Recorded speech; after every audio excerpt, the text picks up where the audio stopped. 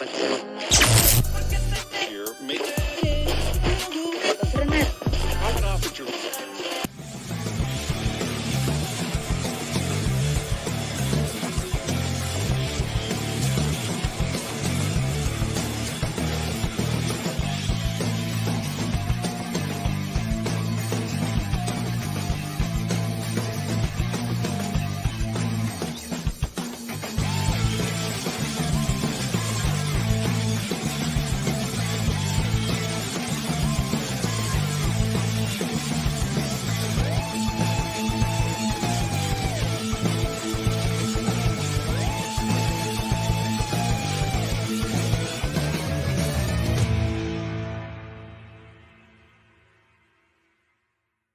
Welcome back. It is Thursday. It's 8 o'clock. It's time to party. I'm Nick, and with me shortly will be Anthony and TJ. They're running a little bit late. Sometimes life gets at you quick.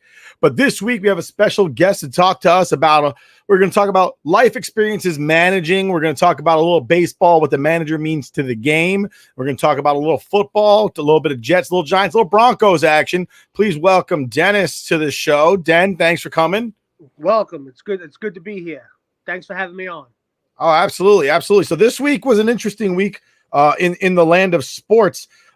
Big signing for the New York Jets. The Jets signed Dalvin Cook. But before we get into that, a quick cut.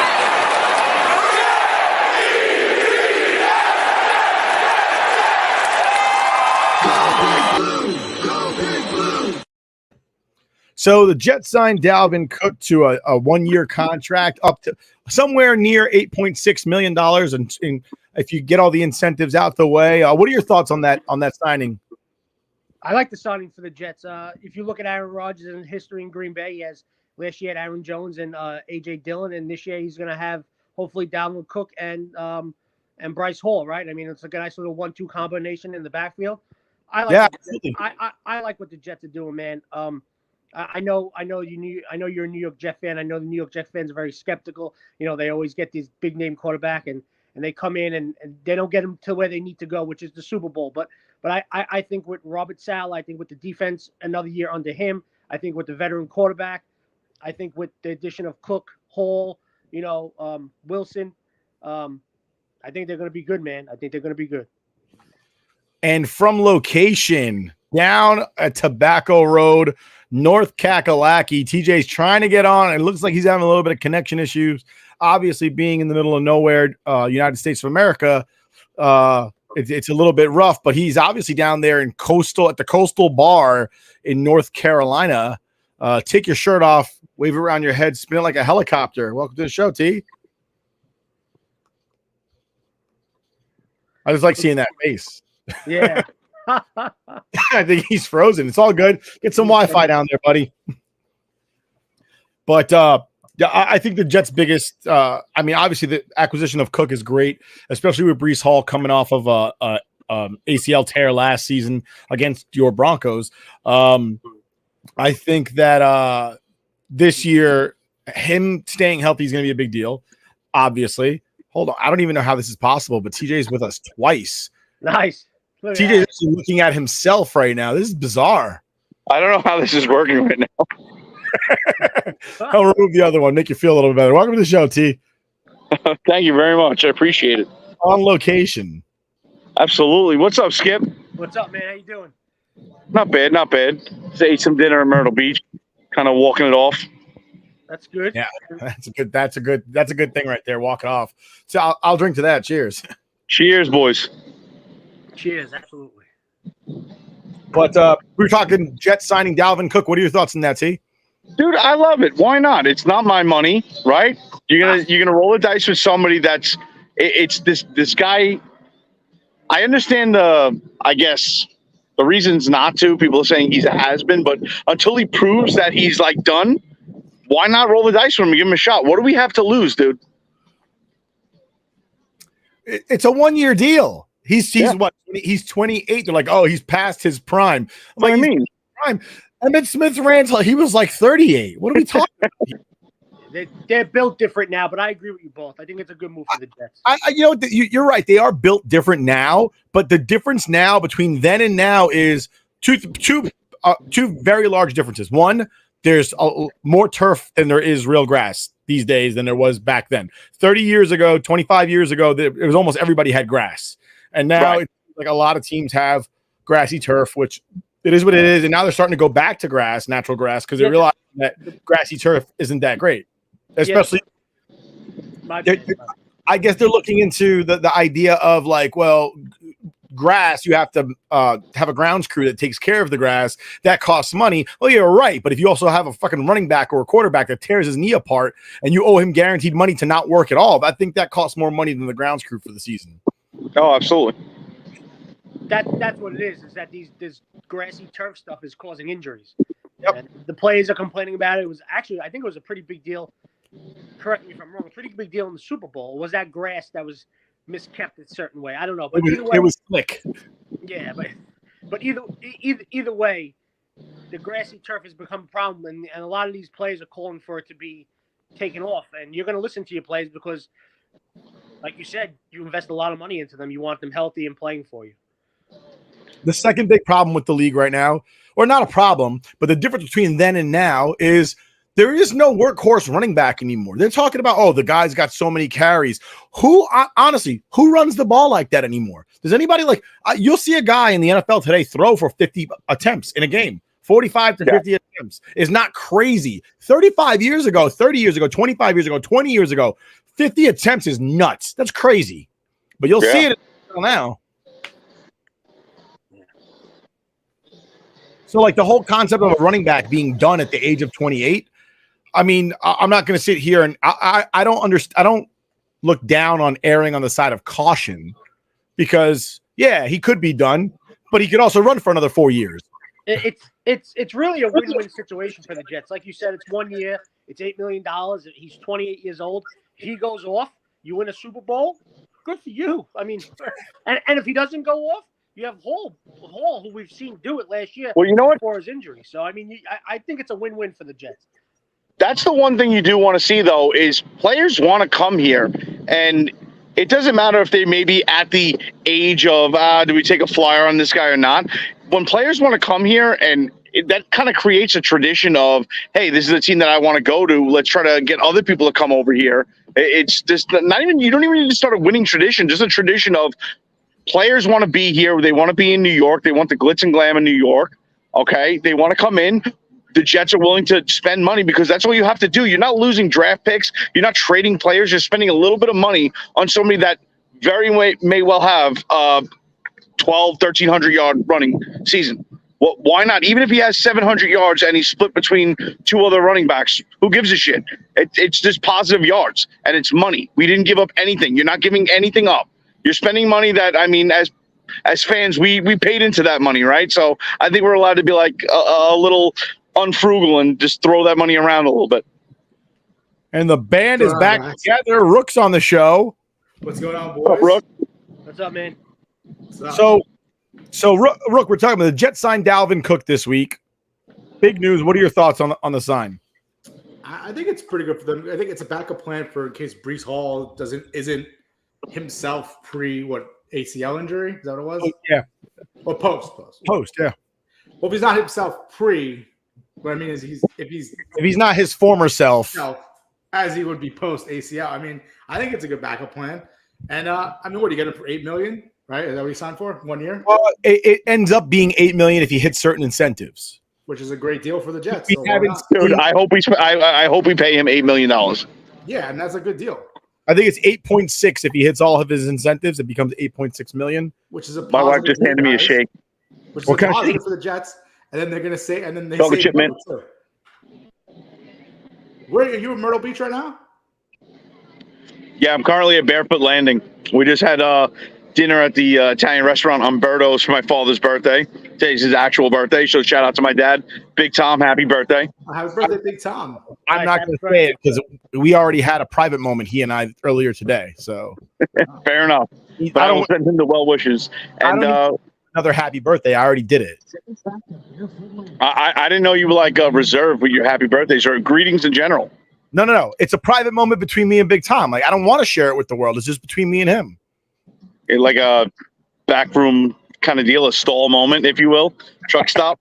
Yeah, pretty much. Do me a favor, TJ. I gave Big Tom $1,000 when he went to AC. He said he was gonna make it more money. So ask him what happened to him.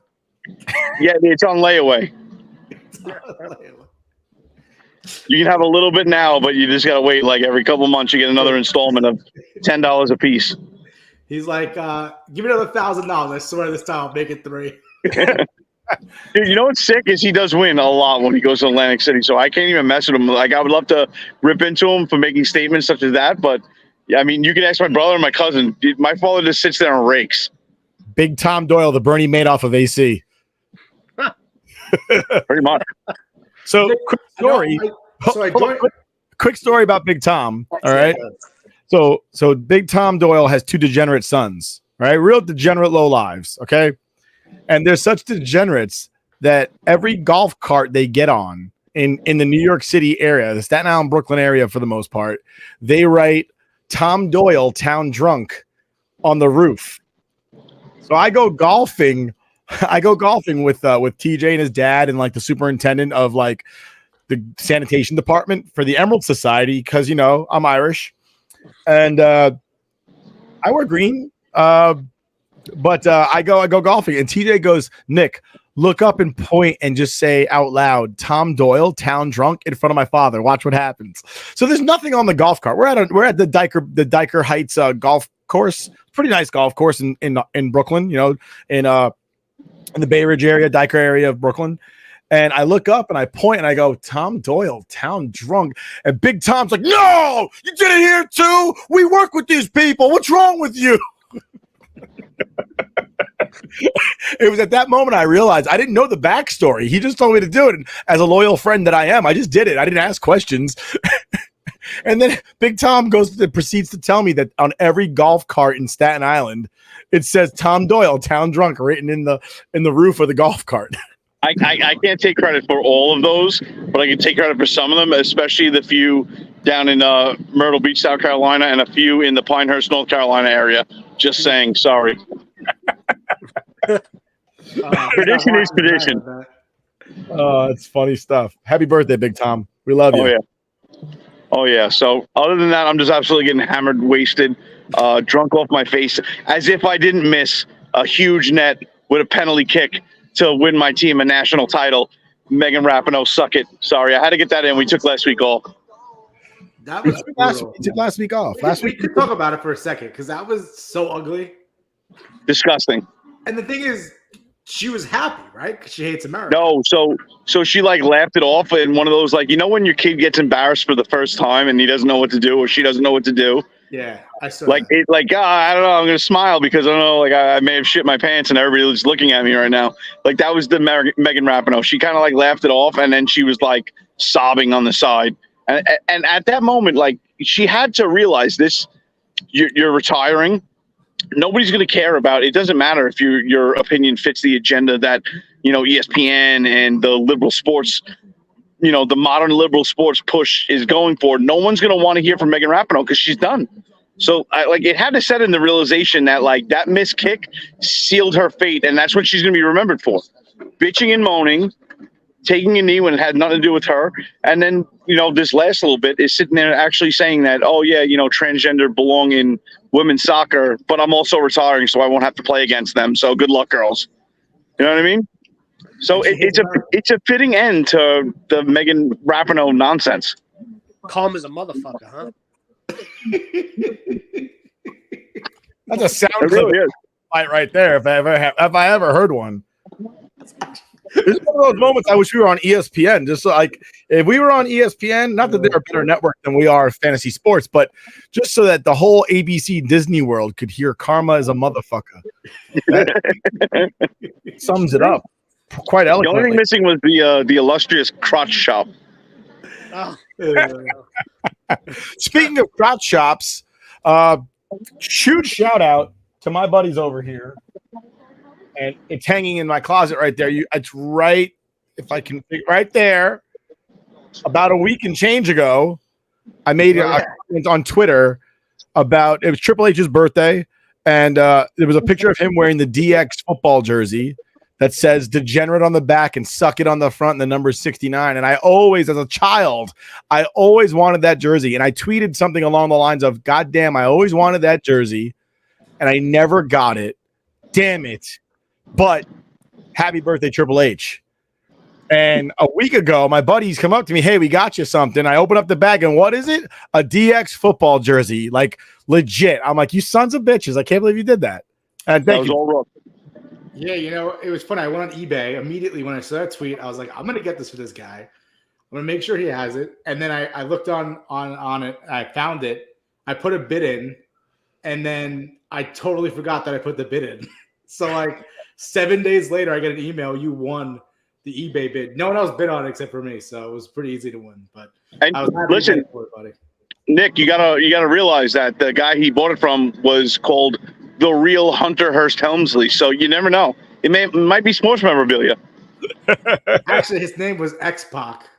I hate X-Pac. I know. It was X-Pac trying to sell some shit since he's broke now. He's broke. His One Night in China video, he's not getting any royalties from it anymore, so he needs to sell his jerseys. R.I.P. China. Back to football, talking about One Night in China. Jamar Chase getting harassed, sexually harassed by a woman who is claiming that a child is his that is not his, and he's filed a restraining order against her. And I got to ask you guys, are the days of Wilt Chamberlain over for athletes? Like, is it just safer to stay at home these days? Because I feel like every week we hear about something where a guy, like, well, I mean, everything that what's his face has been going through from the Pelicans. Zion. Say again? Zion. Zion Williamson, everything he's going through. Antonio Cromartie got dragged years ago for having a lot of kids with a disproportionate amount of women.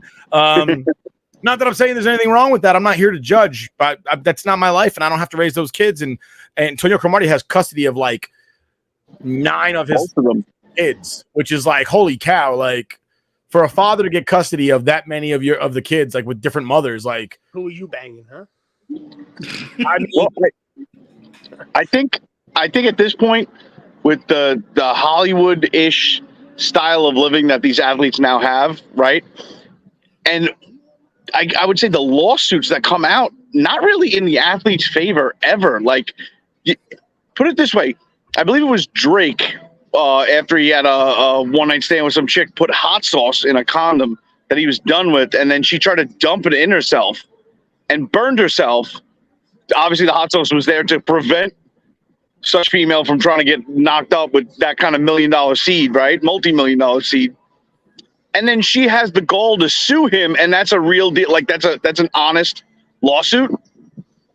let's like, clap it up. It's everything these days, TJ. You know that. This is America. I would. Think about it. That's like if I had a one-night stand with a chick, right? And I invited her over to my house, and she just happened to go through my garbage can, and like, oh, I found this like half-empty bottle of bleach, so I took a sip, and now I'm like dying. I'm suing you. Yeah, Like, she reached in the garbage and fished something out that wasn't meant to be put inside of her, and then did it, and now it's Drake's fault. Yeah, but TJ, I get what you're trying to say. Like, oh wow, I can't believe you sue for this, but you could sue for anything. It doesn't mean you're going to win. Yeah, it's a waste. But you know what though? In that instance, it's a waste of time and money. Right, just the fact that somebody has to put that kind of time and effort into a legal battle that shouldn't even be heard. And then, dude, if I was these athletes with nothing but like the future ahead of me, I might go celibate. I don't know. You'd get a fleshlight. You know what? The truth of the matter is, the best thing you could do is do what Russell Wilson did.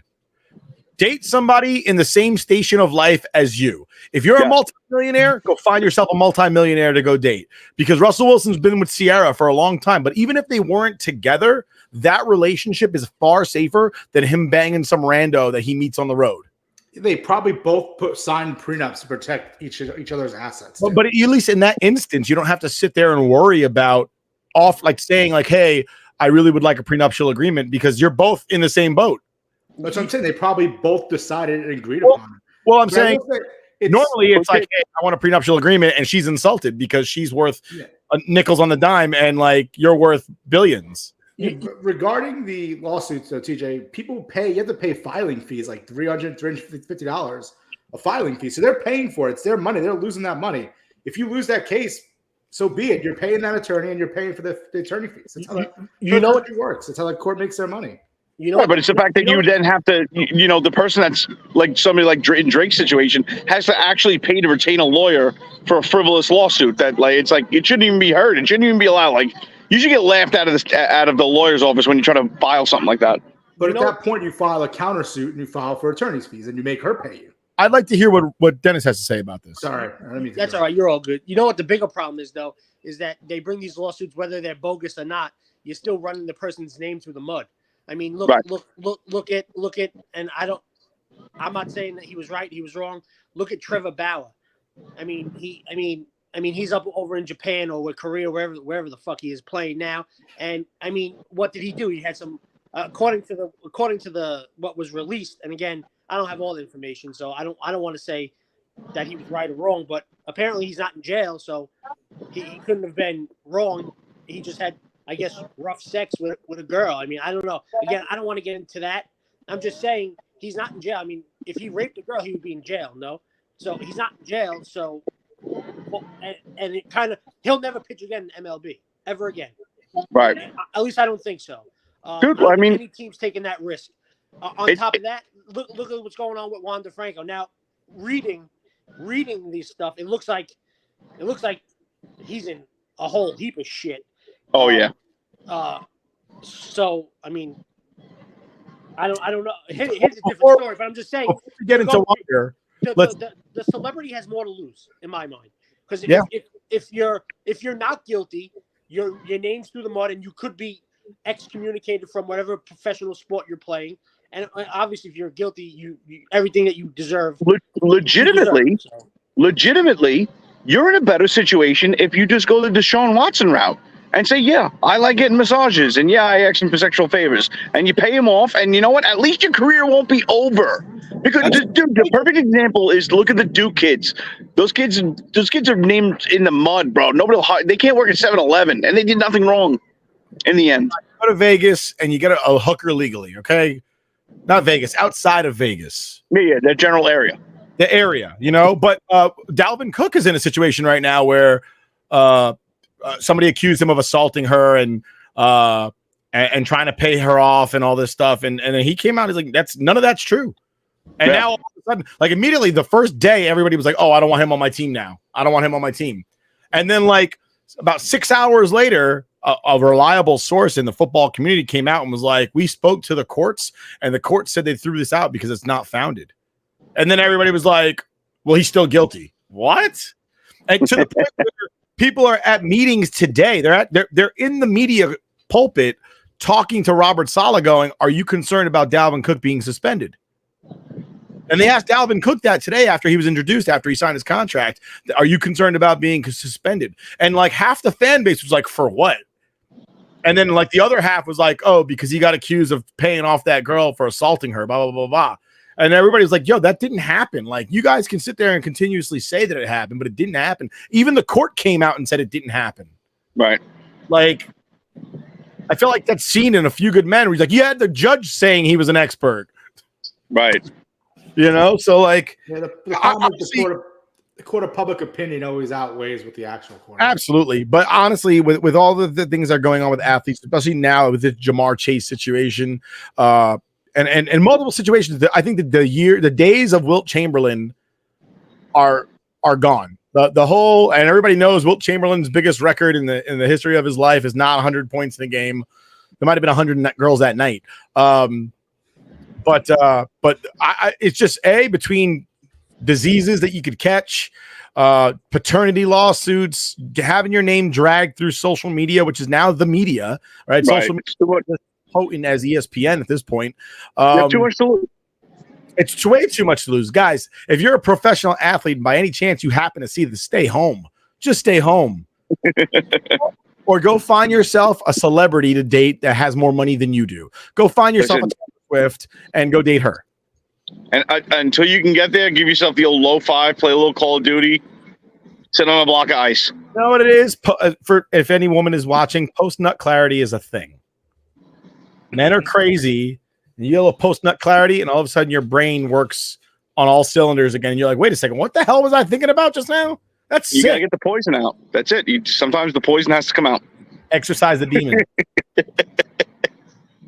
But we move on.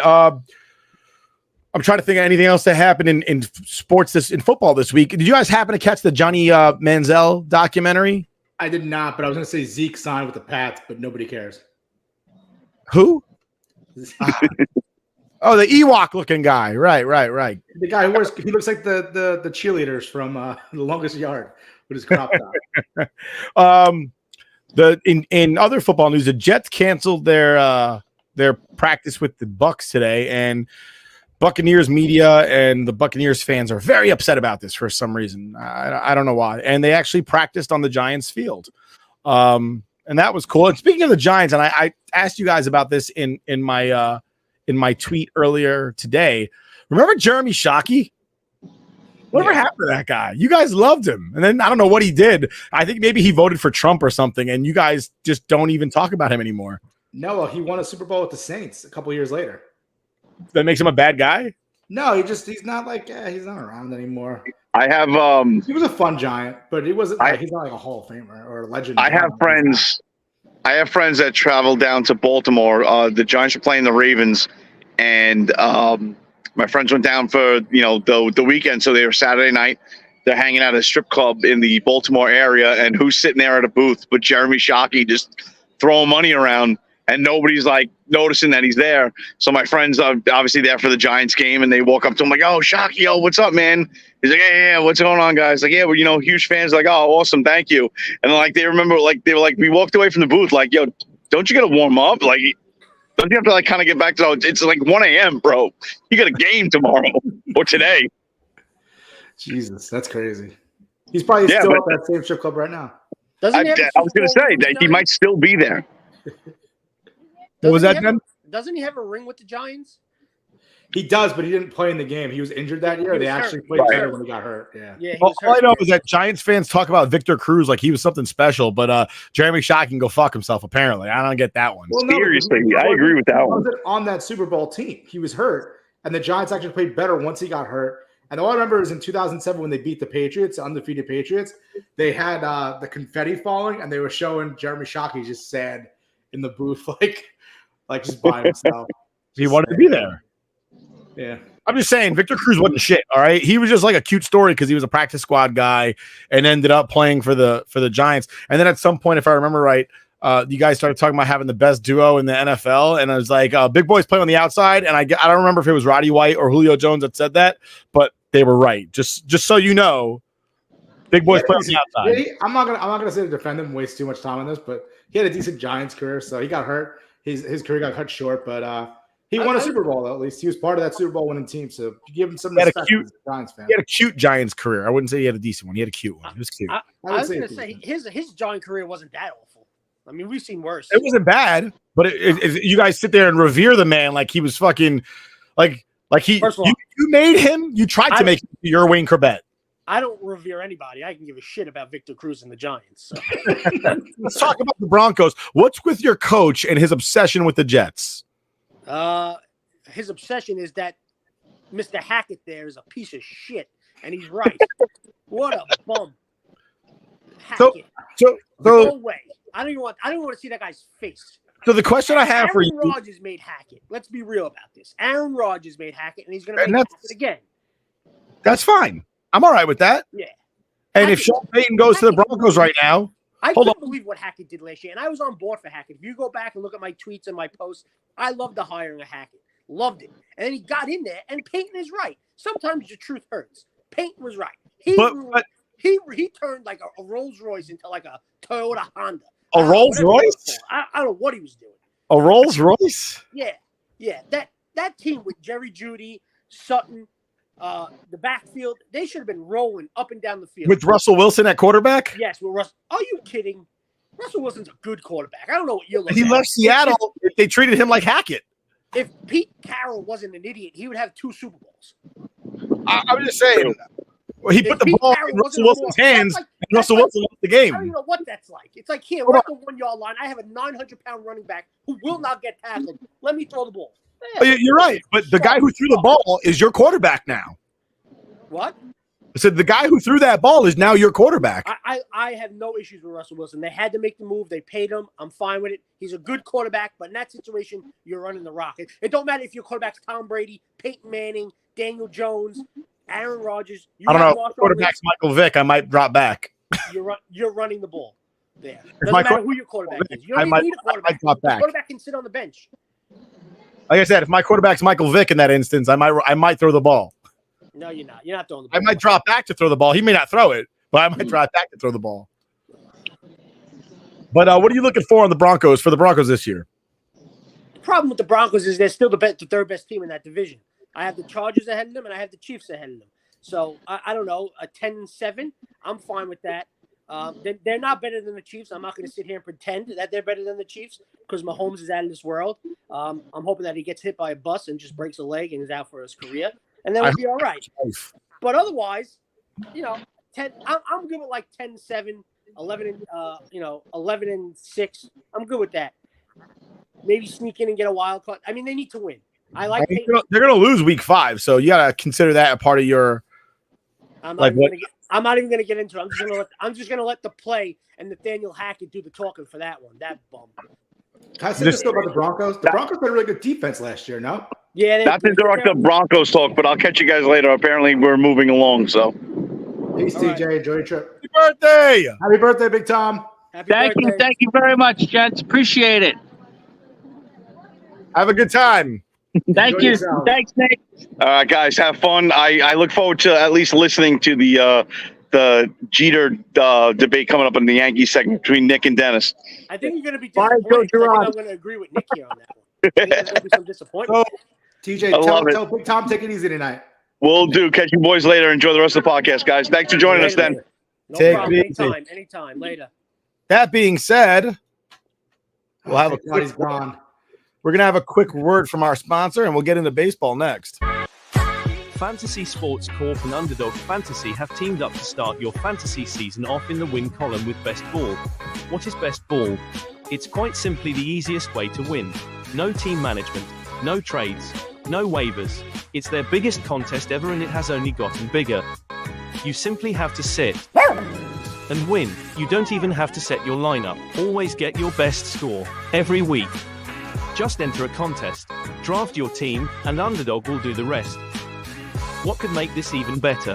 How about free money, up to $100 using our exclusive promo code?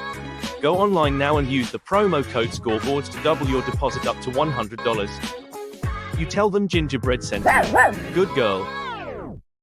And that being said, we're going to talk about, we brought Dennis on because he used to be our former manager for when we played baseball for years, almost a damn decade, about a decade of baseball under his belt, plus managing other teams, other clubs, and in different organizations. And we're going to talk about a little baseball and the Yankees situation.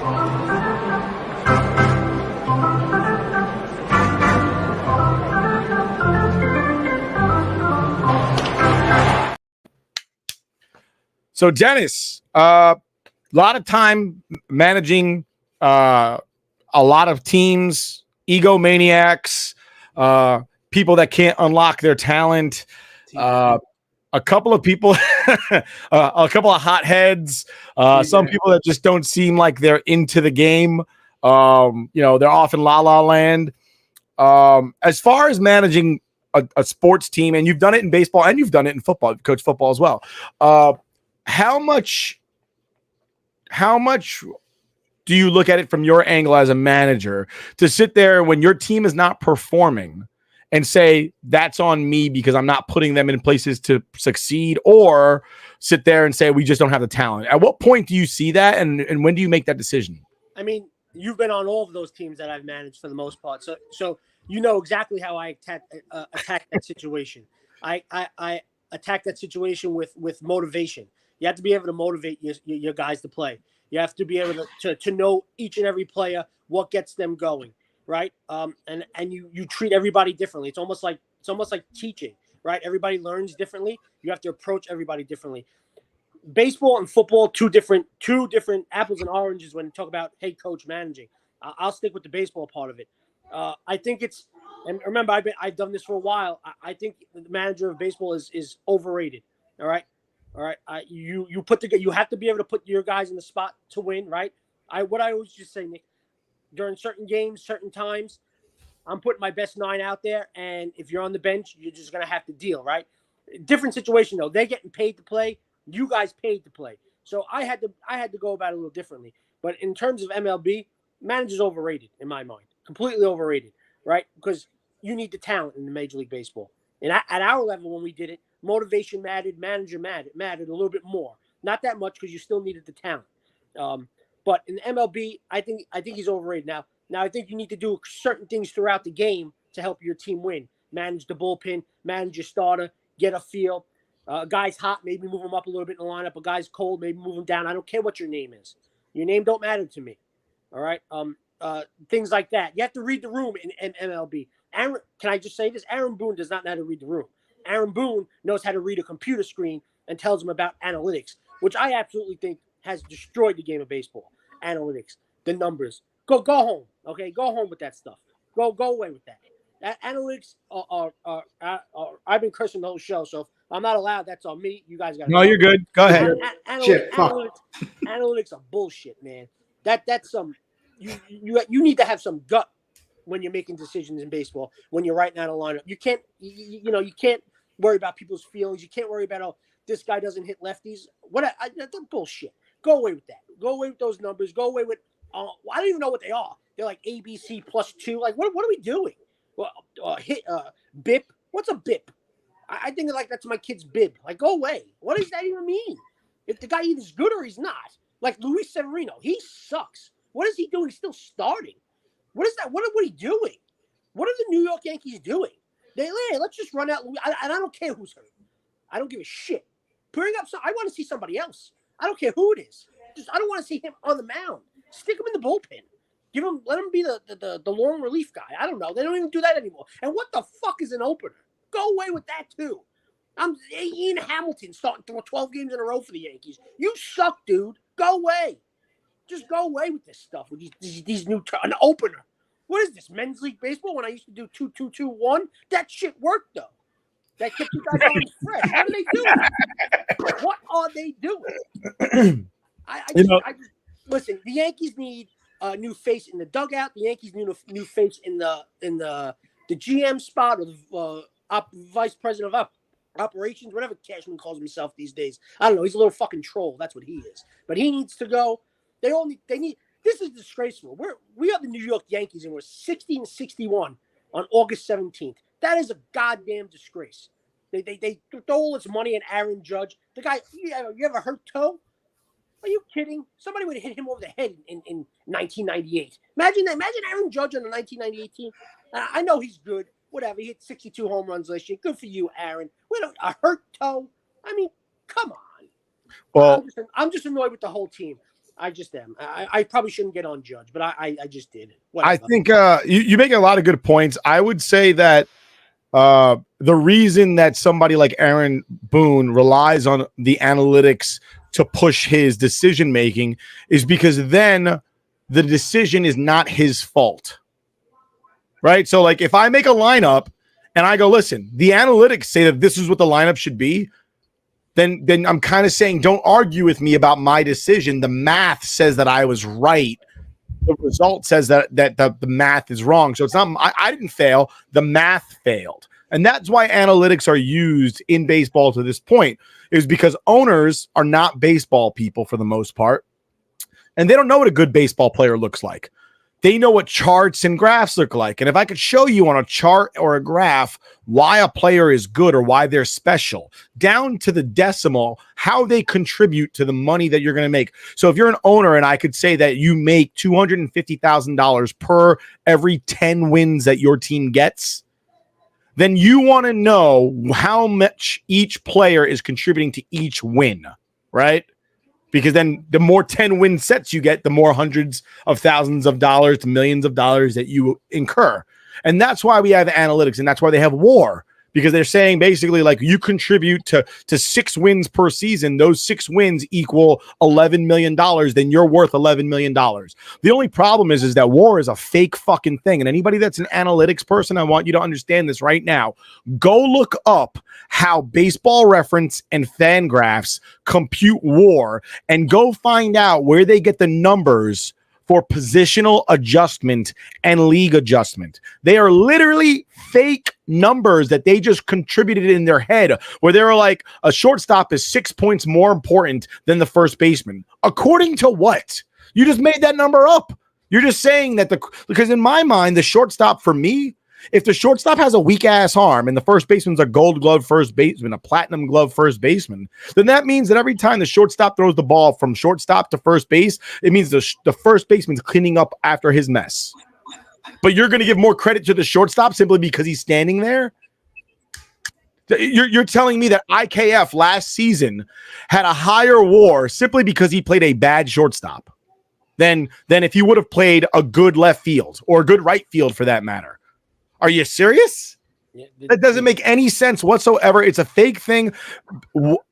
Analytics like WAR, advanced stats analytics, are right up there with Pro Football Focus, who also just makes up numbers and attributes it to player. Whenever you see a Pro Football Focus grade, that is literally them just watching football and going, that was a difficult play. I'm going to say it was a 92.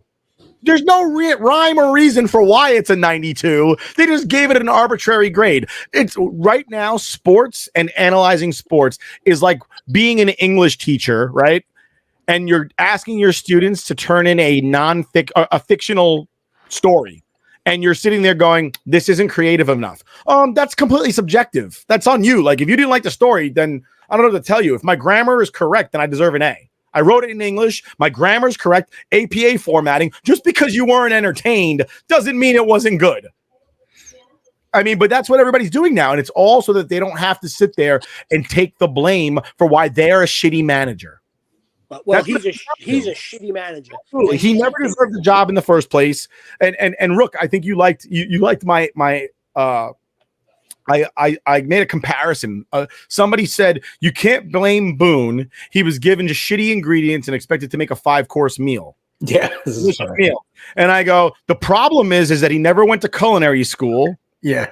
He only ever ate at a nice restaurant, and his father's a chef, and they made him the head fucking chef of the most fancy restaurant in all of baseball.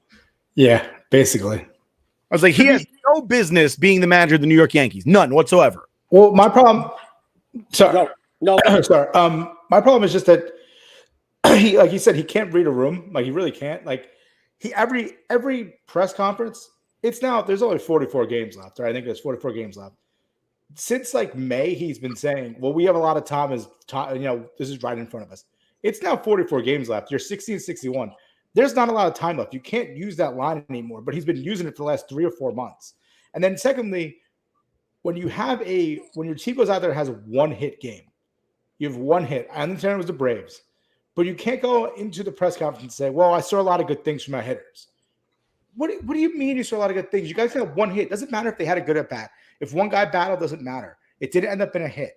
And then you have the same thing. Severino went out there, gave up 3 runs in the first immediately. You're immediately down 3 runs, right? And then the next thing you're going to say is that, well, the next 2 innings, he was actually pitching pretty well, so we kept him in there. But he gave up 3 runs immediately. Like, this is your starting pitcher. His job is to keep you in the game. As soon as the game starts, you're already down. It's you're behind the 8 ball as soon as the game starts. It's the Grand Theft Auto meme. Oh, shit, here we go again. Yeah, it's exactly that. And it's the same thing every press conference. And this guy is like, he's like a robot. Like, I think he has a booklet, not only for analytics, but booklet for quotes to use in press conference. Because he doesn't say anything new. It's the same thing over and over again. And he's just a puppet for Cashman. And the thing is, I hate too, is you were talking about BABIP, is I hate that stat. It's batting average on balls in play. So that means it's used for both pitchers and batters. So basically what it says is that batting average doesn't matter anymore. What the batting average matters is when he puts the ball in play. So if he bats 400 when he puts the ball in play, then he's a really good hitter. But you're not counting the at-bats when the ball isn't in play. So a guy like Joey Gallo would have a higher BABIP than his actual batting average. He could strike out over 100, 200 times a year. And you're going to say to me, well, he's a good player because his BABIP is high. Like, analytics is bullshit. And that's why there's people like him still in the league. 20 years ago, Joey Gallo. There'll be no Double A. Joey Gallo. There'll be no Kyle Schwarbers. There'll be none of those guys. There'll be none of them. They would be in AAA or free Double agent. Double right. They wouldn't be here. You rarely saw anybody with like a sub 200 average in the majors. They would coast. In the 90s and early 2000s, there was no such thing. If you batted below the Mendoza line, you were not playing baseball professionally. It just wasn't going to happen. No. Right. Agree. Welcome back, Doc. Doc, we haven't heard from you in a long time. Hey, guys, analytics are flawed beyond belief. We agree with you, Doc. Welcome back. We like seeing you here on the show. He probably know what it is. We haven't been on the Scoreboard Addicts YouTube page. He probably found us. That's, you know what it is? I broadcasted it on both. And there you go. And yeah, welcome back, Doc. We appreciate you being here. Boone is a clown and he should be gone at the end of the year, but your team is Cashman's mess. Yeah. I agree wholeheartedly. If I had it my way, everybody in the front office and all the coaching staff would be fired except for Mike Harkey. Mike Harkey's the only guy in the entire coaching staff that I like. Everybody else can go. And yes, that includes the stat boy that's the pitching coach right now. He can go too. Yeah, the guy that never played baseball. He can go too. Oh, also, the Sean Casey hire is absolutely terrible. Such a cover. The only thing I could say about Sean Casey, I don't like him because I don't like his association with Boone. He's friends with Boone. I don't like that. Yeah, Boone's a fucking bum. Casey has no experience coaching either. There's only one person in my mind right now that I would give a complete pass to becoming a coach or a manager tomorrow who has no experience, and it's Alex Rodriguez. Alex Rodriguez has a passion and a love for baseball that I have seen in very few people, and that's one of the things right now that I want to see from this Yankee team. I want to see Aaron Judge go to a post-game presser, okay? And I want to see him get mad like Derek Anderson when that reporter asked him on Monday Night Football what he was laughing about. And it seemed like, do you guys remember that clip? Derek Anderson was laughing with one of his offensive linemen on the sidelines while they were getting blown out 40-3. And I can only imagine what the conversation was. And it was probably something like, we're getting our asses beat. We're not a good football team. And I'm sitting there as the head coach, as the quarterback of this team, killing myself. And my offensive lineman comes over to me and says something inappropriately funny, something that I can't say out loud because people will judge me for it, but he's just trying to lift up my spirits because you can't have the quarterback down in the dumps in the middle of a game. And Derek Anderson goes to the post-game presser and they're like, so you're laughing on the sidelines. What's so fucking funny? And he's like, well, it was a conversation between me and my guy. He just said something to me to try and lift up my spirits. Oh, but what was so funny? And he tells him again, like, hey, listen, I'm not going to talk about that. It was a private conversation. And he goes, yeah, but the fans deserve an answer. You're losing and the fans are upset and you're laughing on the sideline. And what the hell so funny? And Derek Anderson, the lights turned on all of a sudden, or the switch got flipped, and he's just like, I told you already, I'm not going to talk about it. You think I care like what you think? I don't want to lose this game. This is my livelihood. You think I want to get blown out on national television in front of and I just want to see Aaron Judge one time get in front of the camera and be like, guys, go ahead and ask me a stupid fucking question so I can unload on you people. Do you think I fucking like this shit? Because I see fucking knuckleheads on Twitter sitting there saying like, oh, this is Aaron Judge's fault. Some captain he is, blah, blah, blah, blah, blah. I'm sorry, when your manager is a fucking punk, it doesn't matter how good of a captain you are, because and I'll tell you how it works in the military side. If I'm a leader and I'm a great leader, but the leader ahead of me does not have my back, my effectiveness as a soldier drops exponentially. Why? Because if I'm going to sit there and try and discipline the people that are below me and the person above me takes away my authority to do that, then what am I going to do? What am I going to do? So Aaron Boone has no balls whatsoever. Okay. Aaron Judge, right, is the captain. As the captain, he has a small status above the rest of his team, but he is not above them to the point where he can levy fines and he can bench guys and he can do things like that. All he can do is be an example and say, this is how you fucking get paid. I lead this squad. I'm more important than the rest of you. That's all he can do, but he really can't affect them. He can't trade players. He's not LeBron James. Yeah, he can't really affect them. So when one guy doesn't hustle and Aaron Judge goes up to him and goes, the fuck's your problem? Why aren't you hustling? And the guy tells him to go fuck himself. What happens? What happens? Nothing. It's just a conversation. So Skip.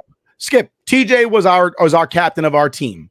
If TJ came over to you as our manager and told you that there was somebody on the team that was doing something that we don't do as a team, what would you do as manager? I mean, I've done it. Their ass got benched. But we've seen guys on the Yankees saunter down to first base, get thrown out at first base, get thrown out. It's supposed to be a double. Josh Donaldson, perfect example. Pimping home runs to hit the wall. Yeah. And what happened? Nothing. Here's a problem. Here's a problem. And you know who's very good at doing this? And I hate to bring up the past because we're not about the past, but Torrey had a bunch of egotistical people who did the same thing, and he handled every one of them so well. And Aaron Boone doesn't have that. They don't. You need to be. I was respected, right, Nick? I mean, yeah. That's pretty obvious to say. You need to be respected. Aaron Boone is not respected. But to go back to Aaron Judge, a little red flag, and that was after yesterday's game, was he echoed the same sentiments as Boone, and that's a problem. Yeah, I don't like that at all. That is a problem. I get. Excuse me. I get you have to be on the same page as your manager, but again, let's go back to when we played. How many times did me and TJ go at it? Right? I mean, there's times there's times when people need to be shaken up, and that would have been a really good time for Aaron Judge to shake up Boone a little bit, respectfully, but that would have been a really good time. But he didn't do it, man. He echoed the same. He legitimately said it's right in front of us. He legitimately quoted Boone. That bothers me. And again, I have no issues with Judge. Judge is a great player, should be the captain. I went off on a little early. I probably shouldn't have. I'm just frustrated. But he needs to take a play out of Jeter's book, take a play out of somebody else's book. He cannot be echoing Boone's call at 1661. It just can't happen. So speaking of Jeter, there's been comments made about possibly Derek Jeter reuniting with the Yankees as the manager and or general manager. What are your thoughts on that? Wait, can I just say one thing? I don't think it's comments. There was one of the personalities of WFAN said that Jeter should be the next general manager, and that spread everything like wildfire on Twitter. Go ahead, Dennis. Sorry, I just wanted to explain that. You're good, and you know what? You're right. The guy from WW Woofa. It's been a long day. Yeah, it's been a long day, gentlemen. I apologize. It's all right. From WFAN did originate that rumor, but he wants his clicks, right? But let me get into that. Here's the thing, and we all know, as a manager and as a general manager, you're gonna get fired, right? It's just inevitable. You're never gonna be around for forever. I mean, it happened to Joe Torre. The guy managed the dynasty, right? There's always a falling out. So my thing is, look what Jeter did with the Marlins. Let's just look at it real quick. And I don't care what the owner said about the artwork. I don't give a shit about artwork. I care about the product on the field. They can take the artwork and wipe my ass with it. I don't care what he did. Look at the team that Derek Jeter, that's Jeter's team. I don't care what nobody, you're not going to tell me any different. Just like 96 was kind of Showalter's team, right? But whatever. Yeah. And Stick Michael's team, right? So let's get into that. Look at that team that Jeter put together down in Miami. They're competing. I didn't look at the standings, guys. They're either tied for a wild card spot, a half a game out or a game out. They're there though. They're competing. They have young pitching. They have a very good nucleus with Arise. They made a couple of good trades. Soler, Jesus Sanchez. He did really, really good things with that Marlins team on a restricted budget, right? Because we know the Marlins aren't spending money. We know the owner's not going to his pockets. The owner only cares about like artwork. So the team that Jeter built there in Miami was very good. Now, as a fan, I don't want him anywhere near. I love you. Nick, you know this.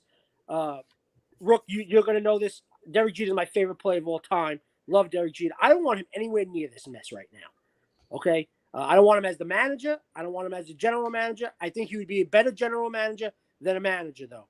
I think he can spot talent. I think he has the hunger to win. We know that. That's all the guy did, and wants to do. It's all he cared about. So I think he would be a better general manager. I think a shakeup is needed. I don't know if it's Jeter. I would sign on for Jeter. I love Jeter, the player. But as we know, we have bad general manager and a manager is always going to get fired, no matter how good you are. So that's my take on that. And let me just say one more thing about Jeter. Look at today's players. I was telling you, check the chat. Look at today's players, right? You talked about how all these problems going on.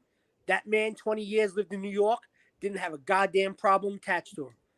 And he dated pretty high personnel people too. Well, that's why. Because he, like I said, date celebrities. Don't date people below your station.